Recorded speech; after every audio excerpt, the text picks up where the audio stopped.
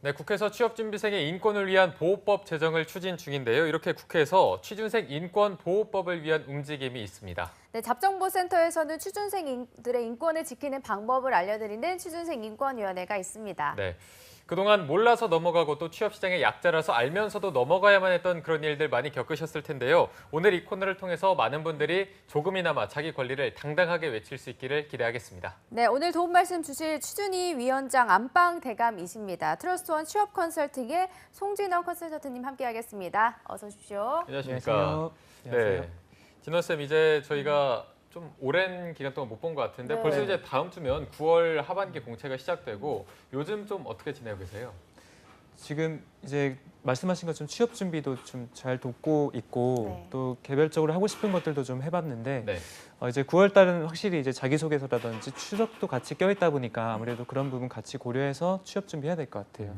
개별적으로 좀 어떤 일들을 하셨는지. 일단은 뭐 책을 좀 많이 읽고 아. 또 평소에 잘 못 갔던 곳들을 주말에 좀 하면서 이게 쉼이 없이 계속 달려가니까 힘들더라고요. 좀 그쵸. 쉬면서 하고 있습니다. 알겠습니다. 네, 알겠습니다. 네, 그리고 2부의 도우미 신세미 캐스터도 함께하겠습니다. 안녕하세요. 안녕하십니까. 자, 세미 씨 이게 지금 진원 쌤이 너무 달려가기만 하면 힘들다고 하셨는데 좀 세미 캐스터가 추천할 때 좀 쉬어갈 때는 이런 걸 하면은 좀 힐링도 많이 되고 먹는 거 빼고 먹는 거 빼고 다른 걸로 하면 좀 이런 거 하면 그렇게 좋더라 뭐 이런 게 있을까요 좀? 저는 영화를 보거나 좀 자기가 영화. 좋아하는 분야의 영화를 보거나 아니면 책을 읽으면서 음. 좀 글귀들에서 힐링을 받는 그런 게 좋지 않나 맞아. 싶습니다. 최근에 혹시 읽었던 책은 어떤 거? 영화를 물어봐 주시고 제가 잘못했네요. 혹시 최근에 본 영화는 어떤 건가요? 최근에는 제가 판타지 이런 걸 되게 좋아해서 네. 신과 함께를 봤는데 인과연. 아시네요. 네, 재밌게 봤습니다.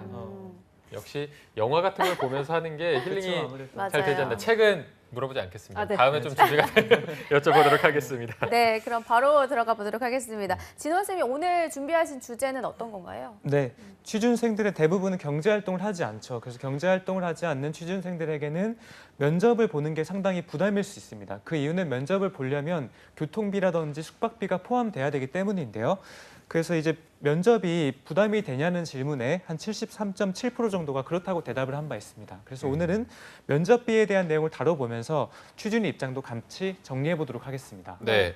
저도 이제 언론인들이 모여 있는 굉장히 규모가 큰 카페에 가입이 되어 있어서 뭐 자주 들어가 보곤 네. 하는데 그쪽에서도 지금 면접비에 대한 문제를 제기한 어떤 글이 있었는데 거기 댓글이 굉장히 많이 달릴 정도로 많은 분들이 좀 공감도 하고 많이 부담감을 겪고 있는 것 같은데 오늘 또 주제가 굉장히 많이 도움이 될 것 같습니다. 그러면 또 신세미 캐스터가 안건을 바로 소개해 주실까요?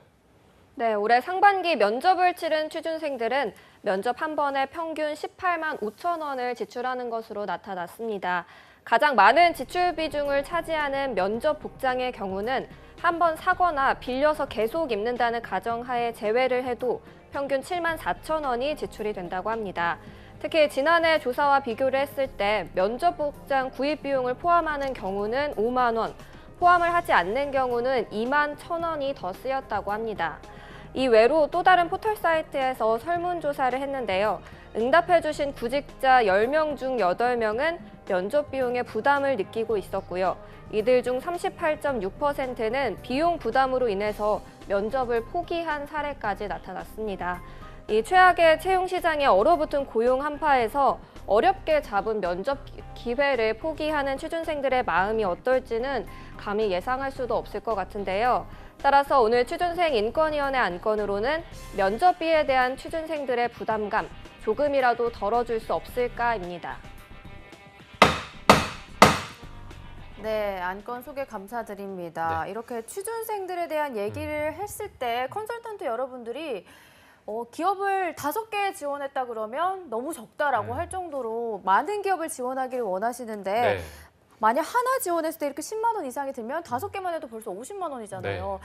안건을 봐도 40% 이상이 비용 부담으로 인해서 포기까지 했다고 하니까 현실이 정말 안타깝게 느껴지는 것 같습니다. 네. 그래서 결국 소득이 없는 취준생들이 교통비라든지 숙박비를 같이 내야 되면서 부담이 확실히 클 수밖에 없는 상황입니다. 또 경제적으로 취약한 계층 같은 경우는 이것 때문에 면접을 포기하는 경우도 되게 많은 상황이 있어요. 사실 다른 관점에서 보자면 면접비를 왜 우리가 부담해야 되는 거죠? 그것도 한번 생각해 볼 문제죠. 결과적으로 기업과 내가 서로의 니즈를 채우기 위한 면접을 보는 건데 돈이 많은 쪽이 내야 되는 거 아닌가요? 뭐 그런 쪽에서 봤을 때는 우리가 비용을 부담하는 것 자체가 좀 부당하다고 볼 수 있는 것입니다. 네. 이게 뭐 모든 기업들에 다 뭐 조사를 해보면서 면접비 주나 안 주나 이런 걸 확인해 볼 수가 없기 때문에 지금 인식이 어느 정도까지 바뀌었는지 모르겠는데 최근에는 좀 현황이 어떤 편인가요? 네, 현황을 좀 조사한 바 알려드리면 일단은 대기업과 중견기업 같은 경우는 각각 59.4% 그리고 56.8%로 절반이 넘는 기업들이 이미 면접비를 지급을 하고 있습니다. 하지만 네. 이것도 저는 이제 사실 성이 안 차는 수치이긴 합니다. 하지만 중소기업 같은 경우는 20.8% 정도만 면접비를 지금 지급하고 있어요. 사실 문제가 좀 되는 부분이죠. 근데 면접비 같은 경우는 사실 비용으로만 보기에는 저도 인사팀에서 있어 봤지만 네. 면접비는 비용 이외에 사실 이제 고객이라고 볼 수도 있는 거죠. 면접을 보는 학생이 나중에 고객이 될 수 있는 거예요. 그래서 결과적으로 고객에 대한 그런 이미지 제고 차원, 그 다음에 이제 뭐 구직자 확보, 좋은 유능한 구직자를 확보하는 차원에서도 충분히 도움이 되기 때문에 기업들은 비용 외에 이것이 어떤 편익이 있는지까지 같이 조사를 해보는 것이 꼭 타당하다고 생각이 됩니다. 네. 말씀해주신 것처럼 면접비 금액 선에 대해서 취준생들이랑 기업 간의 입장 차이가 좀 있을 것 같은데 어떤가요? 그렇죠. 이제 면접비 규모를 조사한 결과 저는 한 사실 50만 원 정도 이렇게 50만 사실 원이요? 부산에서 비행기 타고 올 수도 있는 거잖아요. 그렇죠? 네네. 근데 이제 조금 소박하더라고요. 그래서 1위가 면접 이제 취업 준비생들이 생각하기에 적절한 금액이 1위가 5만 원, 5만 원. 2위가 3만 원 정도였어요. 근데 사실 지금 이제 기업들이 지급하는 평균을 따져 보면 3만 3천 원 정도 됩니다. 그래서 사실 1위에는 못 미치나 뭐 비등하게 좀 하고 있는데, 근데 이거 외에도 지금 불만이 있는 부분은 이 급여를 죄송합니다. 이 면접비를 물품으로 지급하는 현금 지급 외에 물품 지급에 대한 것입니다. 현금으로 지급하는 게 많긴 해요. 92.2% 정도가 되는데 현금과 물품 둘 다 지급하는 기업이 2% 정도, 또 물품을 지급하는 기업 또한 1.8% 정도가 있습니다. 네. 이 부분은 이제 면접을 봤을 때 좀 깨는 부분이 있죠. 네. 뭐 가끔 뭐 TV에 나와서 연예인들이 홍삼 축제 가서 뭐 진행비를 받는 대신에 네. 홍삼을 홍삼을 받아서 그럼 되게 당황스러웠다 이런 그렇죠. 얘기를 하는데 맞습니다. 면접 보러 갔는데 뭐 그 회사의 제품을 준다고 하면 그게 실질적으로 저한테 도움이 될지도 모르겠고 그렇죠.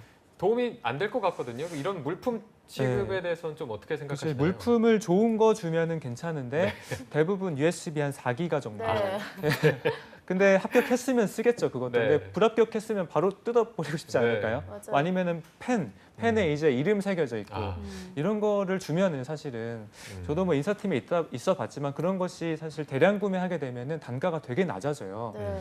사실은 몇천 원 수준밖에 안 되는 거예요. 네. 근데 그러니까 기업 입장에서는 사실 5만 원, 3만 원 주는 것보다 훨씬 더 단가가 싼 거죠.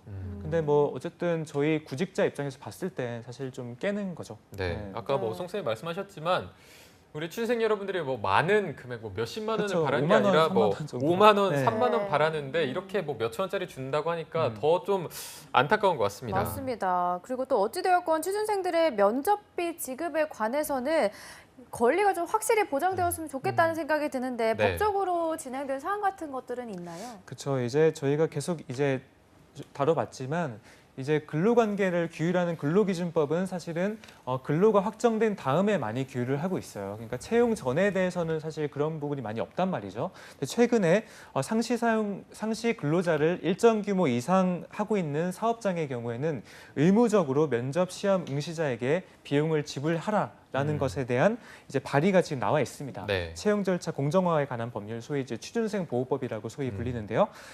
이 부분이 이제 발의가 돼서 소위 확정이 되면은 의무적으로 이제 기업 측에서 의무가 생기는 것입니다.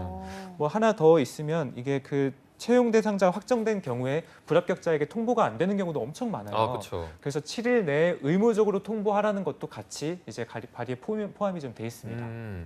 이거는 굉장히 또 반가운 소식인 것 같습니다. 그쵸. 사실 뭐 면접비 문제도 문제지만 조금 전에 언급하셨던 뭐 불합격자한테 통보를 그쵸. 하는 일 이게 생각보다 너무나 안 네. 이루어지고 있어서 맞아요. 이게 딱 통보가 오면은 빨리 마음 정리하고 다음 기업을 준비할 텐데 막 주변에 물어물어서 너는 네. 합격했니? 맞습니다. 나는 뭐 전화가 안 왔다 이런 또 마음 고생이 엄청 심한데 또 좀 기분 좋은 소식인 것 같은데 기업들은 받아들이는 게 좀 다를 것 같아서 취업 그쵸. 준비생과 기업들이 좀 어떤 네. 온도차를 보이고 있나요? 그래서 이제 지역대학 취준생들은 사실 되게 많이 반기죠. 저도 이제 지금 같이 하고 있는 취업준비 학생이 부산에서 이제 서울에 와가지고 자취하면서 준비하는 경우도 많고 아무래도 서울에 스터디도 많이 있고 그다음에 뭐 도움 받을 수 있는 사람들도 있으니까 비용이 상당해요, 사실은. 그래서 이동하는 것 자체만으로도 아까 말씀드린 한 50만 원 가까이 왕복하게 되면 깨질 수가 있는 거예요.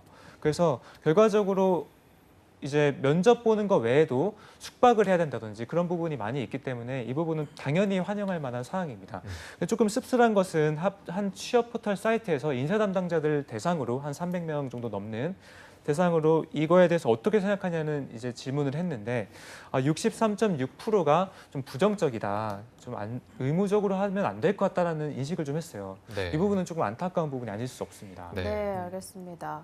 근데 저희가 아무래도 취준생들의 입장에서만 생각하다 보니까 면접비 같은 것들을 줬으면 좋겠다라는 입장이지만 그래도 기업 입장에서는 취준생들의 많이 지원하다 보면 그만큼 또 면접비를 많이 지급해야 되잖아요. 그쵸. 이러다 네. 보면 채용 인원이 줄어서 결론적으로는 취준생들의 기회를 뺏는 건 아닐지 이 부분에 대한 걱정도 있거든요. 그렇죠.